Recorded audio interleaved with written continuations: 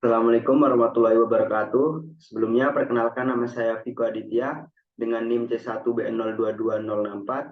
Saya di sini akan mempresentasikan tugas keempat mata kuliah Manajemen Mutu Terpadu dengan dosen pengampu Bapak Bambang Purnomo, SEMM.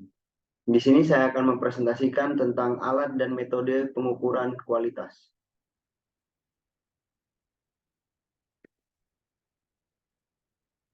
Alat dan metode pengukuran kualitas yaitu terdapat berbagai alat dan metode yang digunakan untuk mengukur kualitas dalam berbagai konteks, baik dalam industri manufaktur maupun layanan.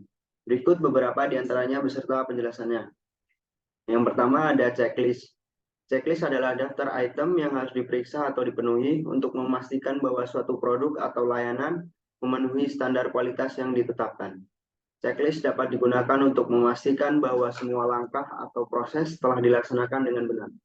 Kemudian yang kedua yaitu survei pelanggan. Survei pelanggan merupakan metode untuk mengumpulkan umpan balik langsung dari pelanggan tentang kepuasan mereka terhadap produk atau layanan. Survei ini dapat memberikan wawasan langsung tentang bagaimana pelanggan menilai kualitas produk atau layanan tersebut. Kemudian yang ketiga, analisis data statistik.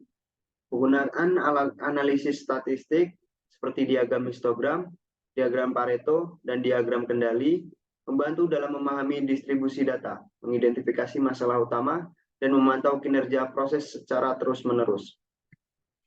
Kemudian yang keempat, yaitu metode Six Sigma.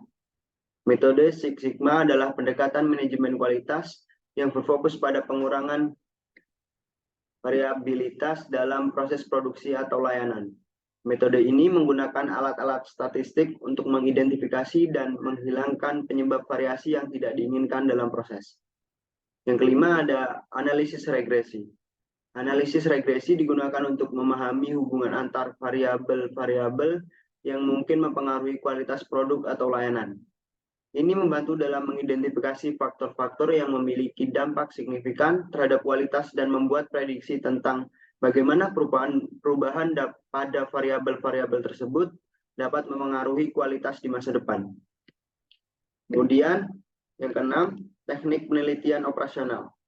Teknik penelitian operasional seperti pemodelan matematis dan optimisasi digunakan untuk merancang dan mengelola proses produksi atau layanan secara efisien dengan mempertimbangkan faktor-faktor yang mempengaruhi kualitas.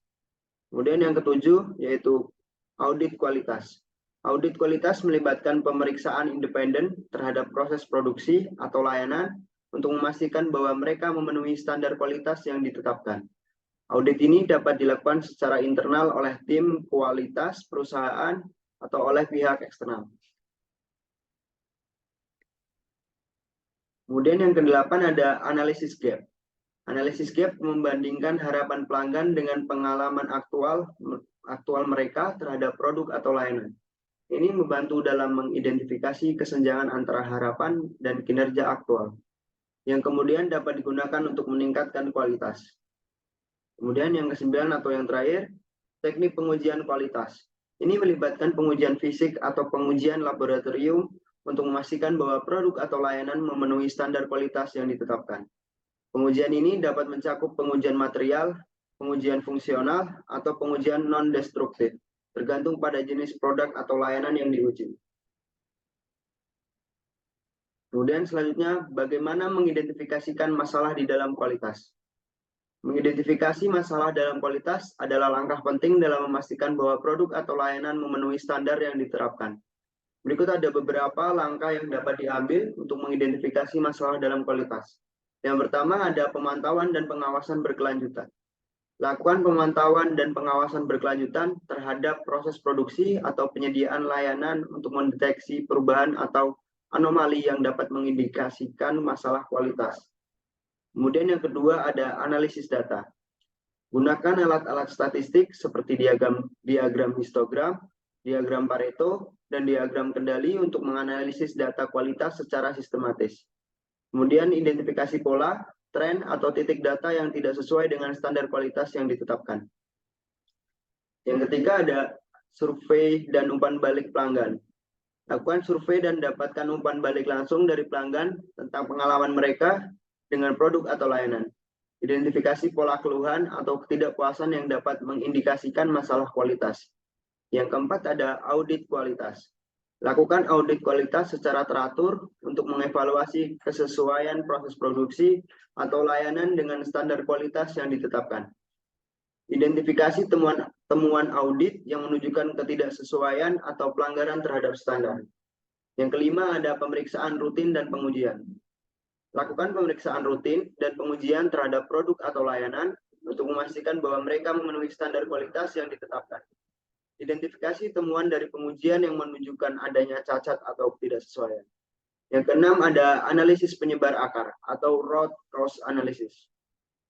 Jika masalah kualitas telah diidentifikasi, lakukan analisis penyebar akar untuk menentukan penyebab mendasar masalah tersebut. Identifikasi faktor-faktor yang menyebabkan atau berkontribusi terhadap masalah kualitas. Mungkin itu saja presentasi dari saya. Apabila ada kata-kata yang salah, saya mohon maaf.